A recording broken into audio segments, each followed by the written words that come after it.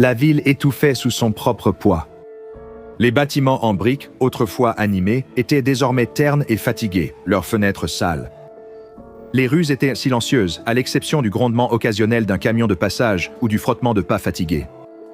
La mère rentrait chez elle après son service, son fils la suivait et son uniforme lui collait à la peau, humide de sueur après de longues heures passées debout. Le garçon, tête baissée, donnait un coup de pied à une canette sur le trottoir. Silencieux, ils étaient absorbés par leur survie. Ils passèrent devant le parc envahi par la végétation, abandonné comme le reste de la ville. Puis quelque chose attira l'œil du garçon. Une peluche était posée sur un banc usé par le temps. Son tissu était impeccable, malgré la saleté autour, elle était petite, douce et d'une certaine façon accueillante.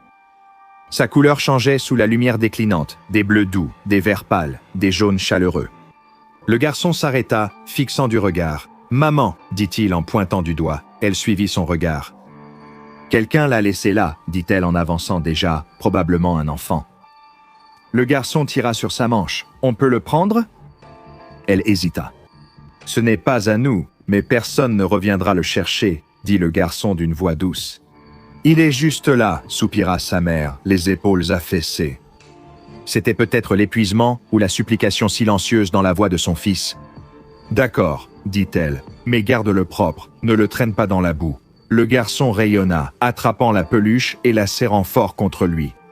C'était doux, plus doux qu'il ne l'aurait cru, chaud. Même cette nuit-là, il dormit avec la peluche serrée contre sa poitrine. Normalement, le sommeil venait par fragments, interrompu par des cauchemars qui faisaient accourir sa mère à son chevet, mais ce soir, sa respiration était régulière, paisible. Le matin, il entra en trombe dans la cuisine, la peluche coincée sous un bras. Il chantonnait en versant ses céréales dans un bol. Sa mère cligna des yeux, surprise par la scène. Il n'avait pas souri ainsi depuis des mois, voire plus. Elle fixait la peluche pendant qu'il mangeait. Il y avait quelque chose à propos de cette peluche, quelque chose qui attirait son attention. Elle tendit la main et effleura la surface. Le tissu était frais, mais à mesure que sa main s'attardait, une chaleur se répandit en elle, ses épaules se détendirent. Et pour la première fois depuis des années, le nœud d'anxiété dans sa poitrine se desserra. Le poids sans fin des factures en retard, des placards vides et des nuits blanches s'estompa. Ses lèvres s'entr'ouvrirent et elle laissa échapper un souffle discret, presque un rire. Pendant un instant, tout semblait aller bien. Puis son fils tira sur la peluche. « Maman, je peux l'emmener à l'école ?» Son fils supplia soudainement. Sa mère ne lui jeta même pas un regard, son regard était fixé avec tendresse sur le jouet. « Pas aujourd'hui, murmura-t-elle, sa voix douce mais ferme. « Mais j'en ai besoin, insista-t-il, serrant plus fort le jouet. Avec ça, tout va mieux. » Elle embrassa son front, sentant la fourrure douce du jouet entre eux. « Il doit rester en sécurité. Mon chéri, je l'emmènerai avec moi, près de moi. » À contre-cœur, il acquiesça, sa petite main restant un instant sur le jouet avant de le lui donner. Elle le glissa dans son sac à main, faisant silencieusement la promesse de le garder en sécurité. Le garçon partit à l'école et la mère partit au travail. Le dîner bourdonnait de l'agitation habituelle, les assiettes s'entrechoquaient, le café coulait en continu et le murmure des voix fatiguées remplissait la salle. La mère s'appuya au comptoir à l'arrière, profitant d'une courte pause dans le flot des commandes et plaintes. Elle sortit la peluche de son sac à main, la posa doucement sur ses genoux, ses doigts effleurèrent le tissu et ce calme familier revint, chassant la tension de ses épaules. Elle ferma les yeux un instant, se permettant de respirer. « Tu fais une sieste ici ?» Une voix perça la brume. Elle ouvrit les yeux et vit l'une de ses collègues, une serveuse qui semblait toujours à un pourboire près de craquer. Ses cheveux étaient attachés à la va-vite et les cernes sous ses yeux étaient gravées comme des ombres permanentes. « Je reprends mon souffle » dit la mère avec un léger sourire. Elle a levé la peluche. « Mes fils. » La serveuse a levé un sourcil, un peu vieux pour les jouets, non ? « Ce n'est pas ça » dit la mère, son sourire s'adoucissant. « Ça aide. » La serveuse a croisé les bras. « Ça aide. » La mère hésita, puis tendit la peluche vers elle. « Tiens, essaye-la. » La serveuse lui lança un regard sceptique, mais la curiosité l'emporta. Elle tendit la main, ses doigts effleurant le tissu doux. L'effet fut immédiat. Sa posture tendue se détendit, et elle laissa échapper un long souffle, ses épaules s'affaissant comme si on venait de lui ôter un lourd fardeau. Sa moue renfrognée s'adoucit pour devenir quelque chose de méconnaissable, un sourire. « Waouh !» murmura-t-elle en faisant tourner la peluche dans ses mains, comme si elle essayait d'en percer le secret. La mère l'observa, un léger amusement flottant au coin de ses lèvres. « Je te l'avais dit, » dit-elle en s'appuyant contre le comptoir, « c'est différent. » La serveuse le rendit à contre-cœur, ses doigts traînant sur le tissu. « Quoi que ce soit, il m'en faut un, » dit-elle d'une voix plus légère que jamais selon sa mère. La mère glissa la peluche dans son sac à main, sentant sa chaleur même à travers le tissu. Elle regarda l'horloge et soupira. La pause finie, elle ne redoutait pas de reprendre le travail pour la première fois depuis longtemps. Le restaurant était plus animé, mais les gens ne voulaient pas leur café ni leur tarte habituelle. À la place, ils parlaient à voix basse et jetaient des regards curieux. La rumeur s'était répandue, bien que la mère ignore comment. Les habitués restaient plus longtemps, fixant son sac à main. Lorsqu'un homme finit par poser la question, sa voix était basse, presque complice. Elle savait que les digues avaient cédé. Le jouet, dit-il, ses mains usées, serrant sa tasse de café. J'ai entendu dire que ça aidait. Elle hésita, le regardant. Son visage était marqué par l'inquiétude, des rides qui racontaient des nuits sans sommeil et des peurs inavouées. Elle soupira en cherchant dans son sac. Lorsqu'elle posa la peluche sur le comptoir, la salle sembla retenir son souffle. L'homme la fixa, sa main hésitant un instant avant de la prendre. Alors que ses doigts s'enfonçaient dans le tissu doux, ses épaules s'affaissèrent et un souffle tremblant s'échappa de lui. Ses lèvres esquissèrent un sourire faible, presque incrédule. « Merci » murmura-t-il, la voix chargée d'émotion. Ça a commencé doucement, une sœur l'a dit à sa voisine, qui l'a dit à sa cousine. Bientôt, le restaurant était rempli de chuchotements à propos du jouet miracle. Les gens venaient pour la tarte, mais leurs yeux restaient fixés sur la mère. Certains étaient audacieux, demandant carrément, d'autres restaient silencieux, attendant une occasion de glisser un mot. Elle ne savait pas dire non.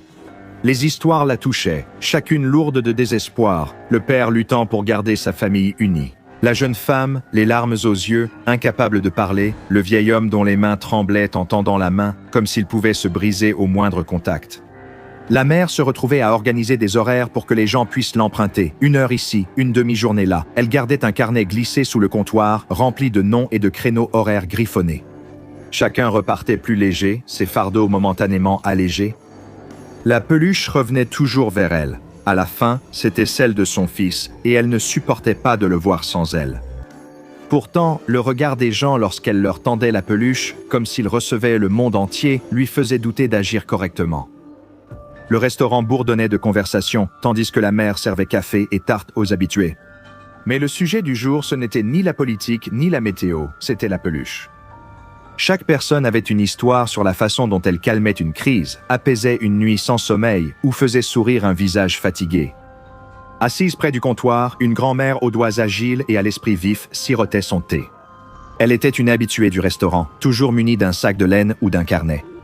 Ce jour-là, son carnet était ouvert sur la table, un crayon prêt dans sa main. Lorsque la mère passa, la grand-mère lui fit signe de s'approcher. « Laisse-moi le revoir, » dit-elle, son ton léger mais curieux. La mère hésita. La peluche reposait dans son sac à main sous le comptoir, caché de la foule grandissante. Mais le sourire complice de la grand-mère la désarma, et elle poussa un soupir. Elle le sortit et le posa délicatement sur la table. La grand-mère examina le jouet, son crayon glissant avec une aisance maîtrisée. En quelques minutes, une esquisse prit forme. Sur la serviette à côté de son thé, elle rit, la tenant en l'air pour que tout le monde à table puisse voir. « Ma propre version, pas si mal, hein ?» La serviette passa de main en main, puis un événement inattendu survint. Le bourdonnement habituel du restaurant s'apaisa, le tintement des fourchettes et des tasses se fit plus doux. Un client qui se frottait les tempes s'arrêta, sa tension fondit. Une mère épuisée qui berçait son bébé poussa un soupir de soulagement. Ses épaules se détendirent pour la première fois de la journée. « Qu'est-ce que c'est » Quelqu'un l'a chuchoté. « Ce n'est qu'un croquis » répondit la grand-mère, mais sa voix tremblait. Elle baissa les yeux vers la serviette, son expression passant de l'amusement à l'émerveillement. « Je plaisantais seulement, mais le changement était indéniable. » La serviette, avec ses coups de crayon précipités, dégageait la même énergie apaisante que l'original. La nouvelle s'est répandue si vite que la mère n'a pas compris. Une tricoteuse du coin a entendu l'histoire et s'est précipitée chez elle pour reproduire le jouet en laine. Elle est revenue le lendemain tenant une version douce et imparfaite de la peluche. Boutons dépareillés et coutures bosselées importaient peu. Ça a marché. Bientôt, d'autres s'y sont mis. Un adolescent, réputé pour sculpter de petites figurines, a taillé l'effigie du jouet dans un bloc de bois. Un photographe a pris des polaroïdes de la peluche et les a offerts comme porte-bonheur. Chaque création portait la même étrange puissance apaisante, la ville se transformant en une ruche de créativité. Tissus, carnets de croquis et appareils photo disparaissaient des magasins. Les gens se réunissaient dans les salons et centres sociaux, échangeant astuces et techniques pour recréer le jouet miraculeux après des années. Les rires résonnaient dans les rues et le poids du désespoir s'allégeait. Mais la mère observait la frénésie avec inquiétude. La peluche originale reposait sur ses genoux, son tissu doux réchauffant ses paumes, mais elle ne pouvait se défaire du sentiment que quelque chose n'allait pas. Les répliques fonctionnaient, oui, mais ce n'était pas pareil. Il leur manquait le léger bourdonnement du jouet, cette légère chaleur qui semblait respirer. Au fur et à mesure que la copie se répandait, une angoisse persistante envahissait sa poitrine.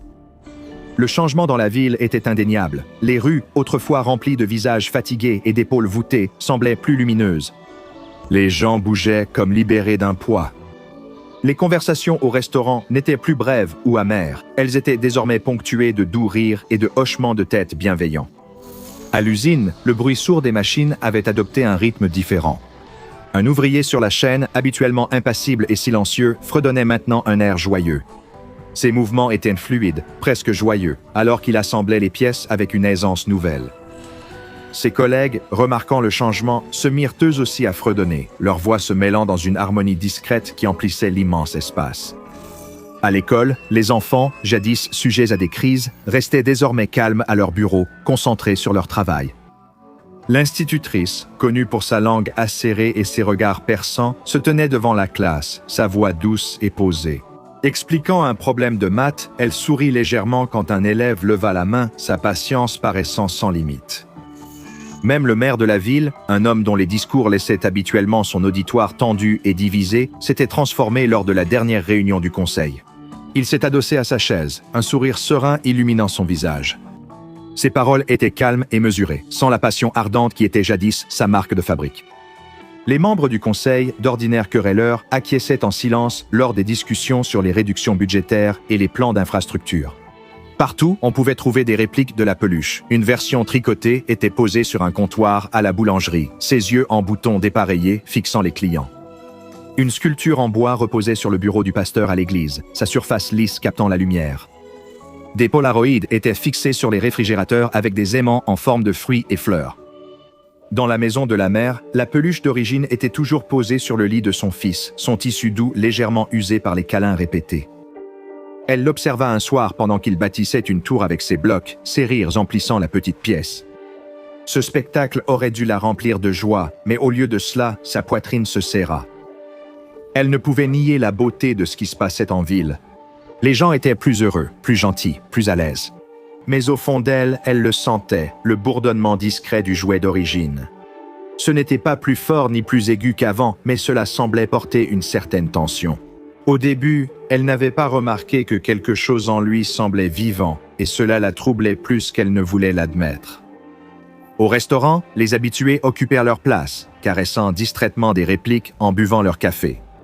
Les conversations n'étaient plus que des murmures, et les rires autrefois présents étaient désormais feutrés. Le bourdonnement de la peluche originale semblait s'infiltrer dans chaque recoin de la ville, devenant plus fort de jour en jour. La mère percevait le changement chez elle. Son fils, qui jouait autrefois quelques heures avec le jouet, refusait maintenant de s'en séparer. Il le serrait contre lui en mangeant, en dormant, même en se brossant les dents. Ses crises éclataient quand elle lui retirait des mains, avec des colères, coups de pied et hurlements qui la bouleversaient. Un soir, elle parvint à le lui enlever pendant son sommeil. Elle le posa sur l'étagère la plus haute du salon, hors de sa portée, mais le lendemain matin, il le retrouva, comme attiré par une force invisible. Il le serra plus fort que jamais. Les yeux rouges, il la regardait d'un air furieux, et elle fit part de ses inquiétudes à ses voisins. Une femme se tenait à sa porte, une réplique tricotée épinglée à son écharpe. « Tu t'inquiètes trop », dit-elle d'un geste désinvolte. « C'est juste un jouet. En plus, regarde comme tout le monde est heureux. » Ces mots glacèrent la mère. À la maison, elle regarda son fils rire en jouant avec le jouet pendant un instant. Son malaise vacilla. Peut-être qu'elle exagérait, peut-être que ce n'était vraiment qu'un jouet.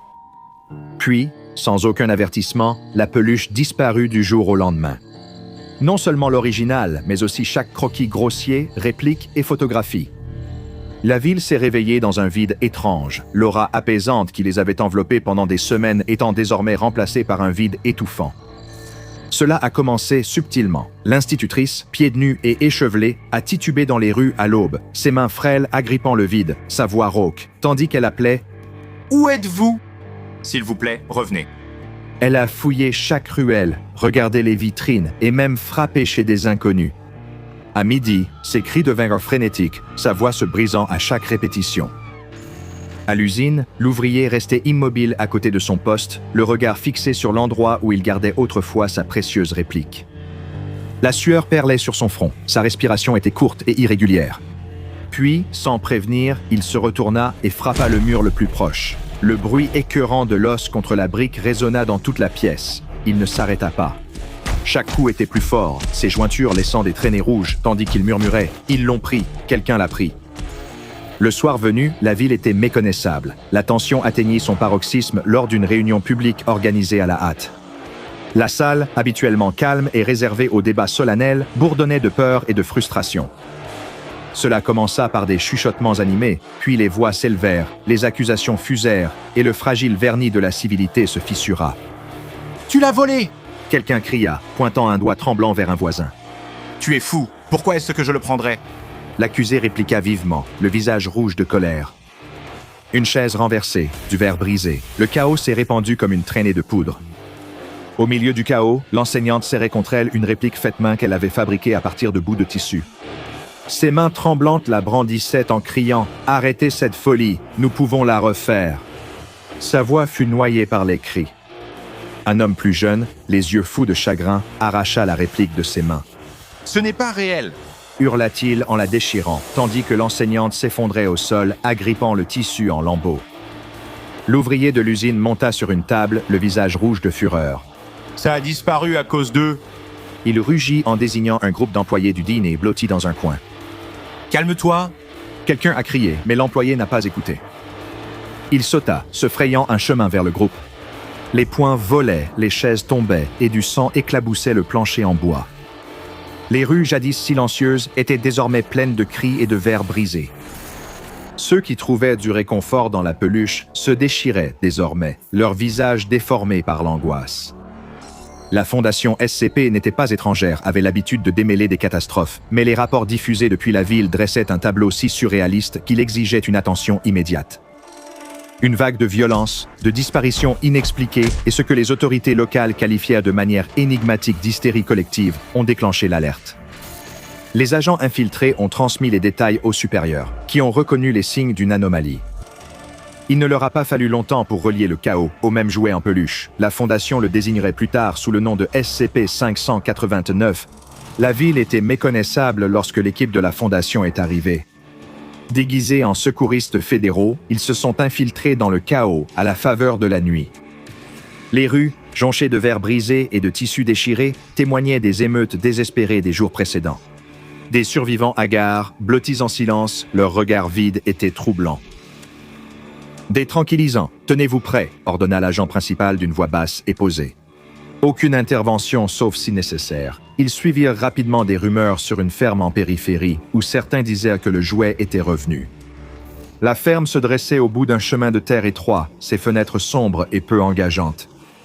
L'équipe s'approcha prudemment, leurs lampes torches fendant les ombres épaisses à l'intérieur. L'air semblait vicié, lourd, avec une immobilité surnaturelle.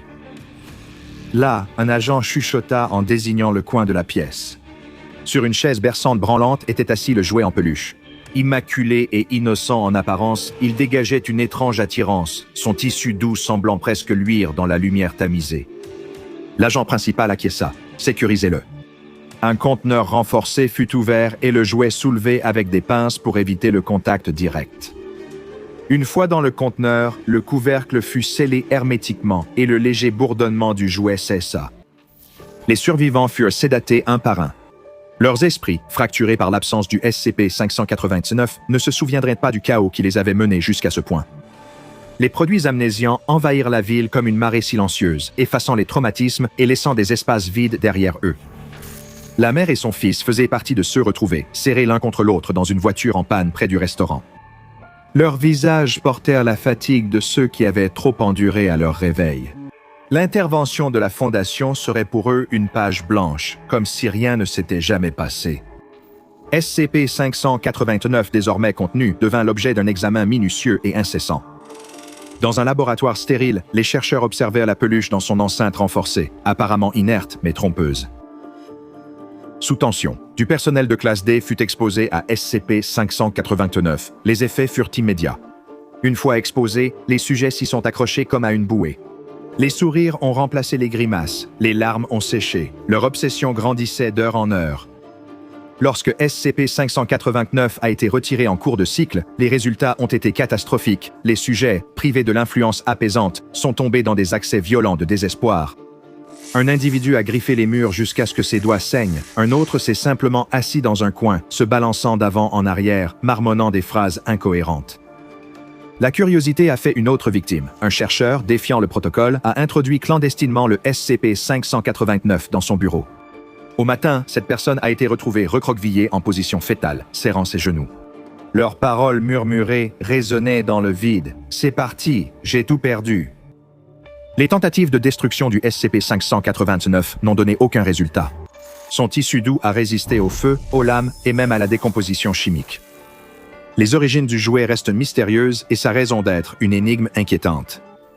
SCP-589 exerce une influence ciblée sur les individus soumis à un stress élevé ou souffrant d'insécurité sévère, affichant un taux d'infection de 90% chez les personnes vulnérables contre seulement 12% chez celles ayant une grande estime de soi et un faible niveau de stress.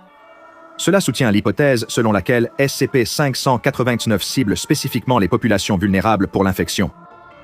Des études suggèrent que SCP-589 pourrait être doté d'une conscience, apparaissant là où il peut le mieux se propager, mais plus de données sont nécessaires pour confirmer cela.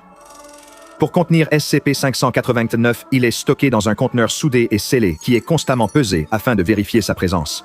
La manipulation de SCP-589 hors de son conteneur est strictement réservée au personnel disposant d'une habilitation liée à un indice élevé de résistance psionique et soumis à un dépistage psychologique après coup. En insistant sur la menace sérieuse et les mesures de contrôle entourant la détention de SCP-589, les protocoles de confinement sont stricts, aucun contact physique ou visuel n'est autorisé, et SCP-589 doit rester dans sa cellule, protégé par des mesures de sécurité renforcées. En cas de brèche de confinement, la zone doit être détruite et tout le personnel évadé doit être détenu et soumis à un dépistage psychologique. Au final, SCP-589 n'était pas simplement un ami tout doux, c'était un loup anormal dans la peau d'un mouton, se nourrissant de la misère et semant le chaos, un câlin douillet à la fois. Alors méfiez-vous, mes amis stressés et pleins de doutes, si vous trouvez une peluche qui promet la paix instantanée, fuyez sans vous retourner. Elle pourrait vous serrer si fort que vous perdriez la raison.